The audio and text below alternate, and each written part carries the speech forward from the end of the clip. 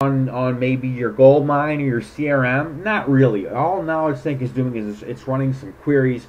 It's very lightweight compared to the load that's going to be on your server from just normal things. Okay, so we know that after inspecting that event,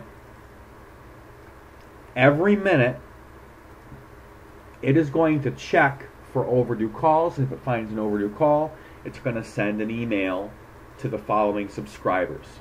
It's kind of the same deal with my overdue follow-ups here. And in our case, I don't know if you're familiar with Goldmine or not, but Goldmine allows you to schedule different kind of activity types. So this allows me to check overdue calls and overdue next actions separately, because I might only want myself to be alerted for next actions. Maybe I want somebody else alerted for calls, or vice versa. Okay, so like I mentioned, KnowledgeSync kind of runs all by itself on the server. I have this cool little monitor tool that I can use at any time to see exactly what's going on with my KnowledgeSync system. So right here I can see that today, if I uncheck email delivery, I can see emails that are pending to go out. This is actually a test I had from earlier today that I screwed up, so it's not going anywhere. But I can see that a couple of emails have already been sent today. I can see what database they were looking at, what event they were testing, and then what happened. So let's look at one of those emails. So the first thing I have is my phone calls that are overdue email. And that just comes into my email account. I open it up, and there I go. The following phone calls are overdue for completion. As we had mentioned, we can insert database values into the actual message. So do I exactly need to open up my gold mine to call Patrick if I have his number handy? No, I can just go ahead and call him. Kind of the same thing for the next actions. Oh, looks like I screwed up the syntax a little bit there. For that, I do apologize. But again, inserting the database values into the message body really shines when you start getting fancy and creating your own queries. Like you might have, the following phone calls are overdue for completion for Patrick, who happens to be an A-list client who has happened to have spent over $50,000 this quarter. And as long as you have that information in your database, and as long as you can return it with a query, you can insert it into the email without a problem. Now, the other thing that I really like to tout about KnowledgeSync, bear with me one moment,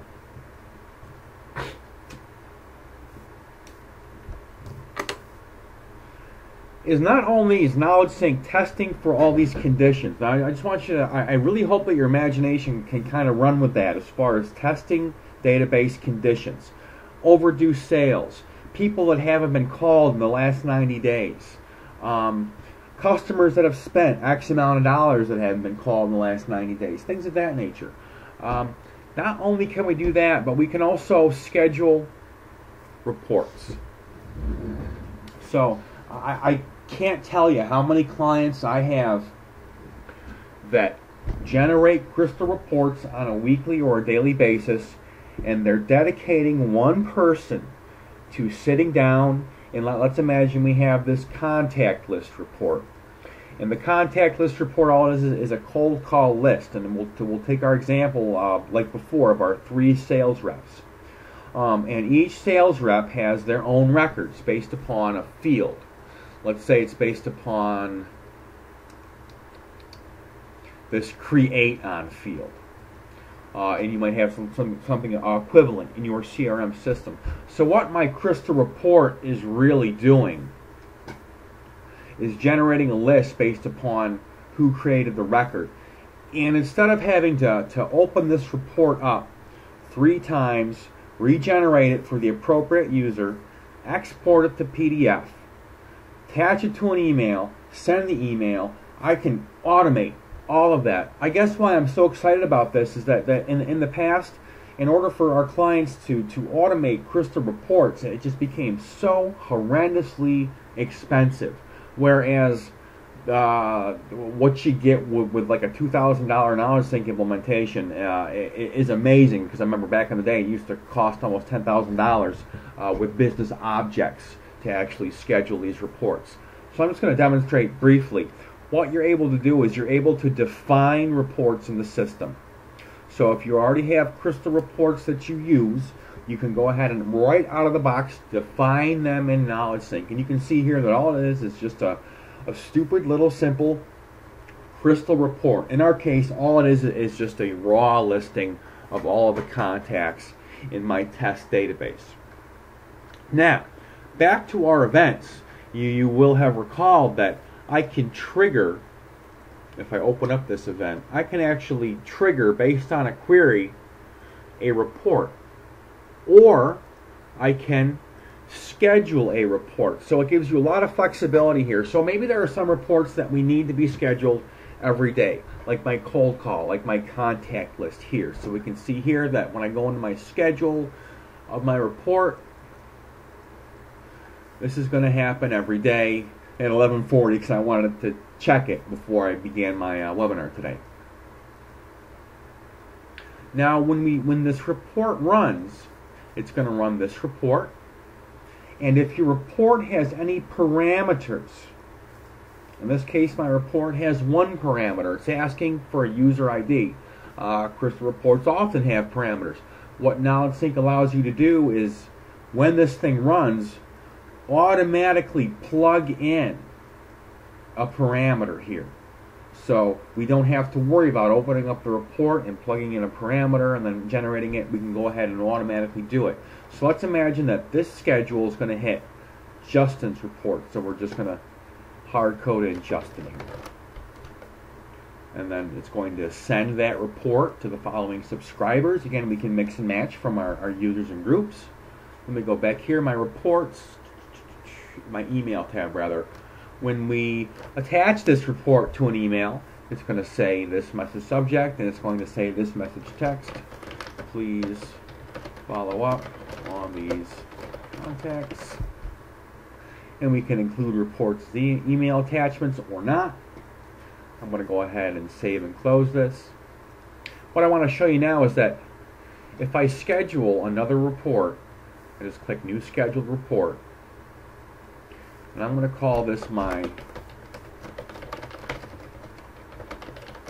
weekly contact list for Bob. Then I go to my report tab and I add a report, and this list is just coming from all of my defined reports. So I want you to understand that we can take one defined report and schedule it multiple times for multiple parameters. So you'll recall that this report is going to prompt us for, okay, whose contact should I generate? Well, this first item here is generating Justin's, and this event is going to generate Bob's. And we do that by plugging in Bob here. We want it to go out by email.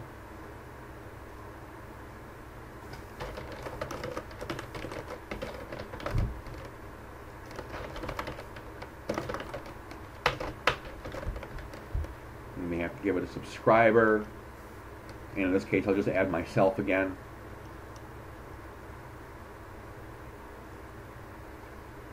And my schedule. And we can just say, oh, every Friday at 5 p.m. we could say. Okay, so what we have here is we have two schedules tapping the same report. So this actually, I mean, if this report had to be generated for 50 sales reps, all we'd have to do is, we don't have to add the report 50 times. We just have to make 50 different schedules here, each with a different user ID for that parameter.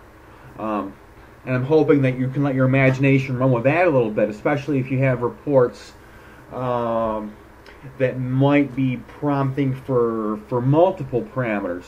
When you look at your report tab here, all of those parameters would be defined here. And you can even not only hard code a value here, but if a value is being returned by your underlying query, you can actually automate that even more with a dynamic value at runtime. Now, I don't want to get too much into that because that's pretty slick and it works great, but it's kind of fancy. A lot of people just schedule a separate scheduled report for every user that they want to get the report. So when I get that report, it comes in as an email right here in my contact list. I open it up, and there's my PDF attached. I open that up, and I had to reset my demo database recently, so I only have the 2 records in it, but I hope you get the idea. Now, having that report automatically emailed to somebody, well, let's imagine that that report is generated every day, and it takes somebody maybe 5 minutes to open up and generate that report. And if they're doing it for 3 sales reps, that's 15 minutes a day. Okay, then you can kind of extrapolate. It's going to be 1 hour and 15 minutes every week, and then you can kind of extrapolate more, and you can say that that's about 5 hours a month. So what is that worth? And that's only if they're generating this one report for 3 sales guys. Now think about this. Once this thing is in place, what KnowledgeSync people usually find is that after they have this report scheduler working well, they start scheduling all kinds of reports that they never would have thought of running previously. Things like items that are low on inventory in our warehouse. And it might have been that historically we run that report every once in a while, right? Because every once in a while we just want to make sure that nothing's getting too low on our printer parts inventory, let's say. Well, what we can actually do is once we schedule that report to be automatically emailed to me on a weekly basis, I don't have to worry about running that anymore. I don't have to worry about forgetting it. And if you even want to get fancier, you can hook that inventory report up to an event. So we could have an event test our inventory database for, well, products that have a low quantity. And if the quantity gets lower than a certain number, trigger this report to the guy in charge of purchasing. That's actually something that I wish more people would take advantage of in KnowledgeSync is the conditional reports, where a lot of reports you might want to see once in a while, but you don't really need to see them unless something's happening, like there's been too much overtime or not enough stuff in the warehouse. And those can obviously be triggered by events.